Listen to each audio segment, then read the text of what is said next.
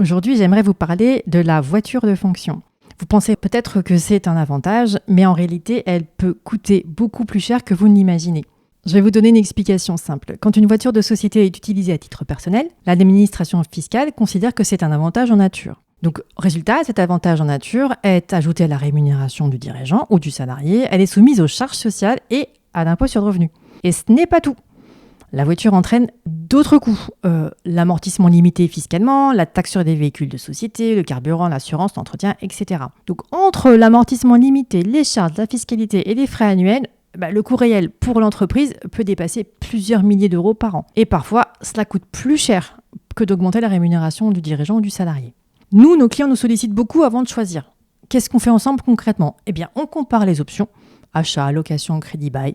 On analyse l'usage réel de la voiture, on estime le coût pour l'entreprise de chaque option. Ça veut dire qu'on essaie d'optimiser au maximum le choix de la voiture par rapport à la situation du client. Dans certains cas, on arrive à la conclusion qu'il vaut mieux faire des indemnités kilométriques, autrement dit avoir une voiture personnelle qu'on utilise à titre professionnel, ou alors avoir une autre stratégie de rémunération parce que c'est vraiment trop cher pour l'entreprise. En conclusion, la voiture de fonction, elle peut être un avantage, ou alors un vrai gouffre financier. Tout dépend de la façon dont elle est mise en œuvre. Si vous êtes dirigeant et que vous voulez savoir si votre voiture est vraiment optimisée, parlons-en.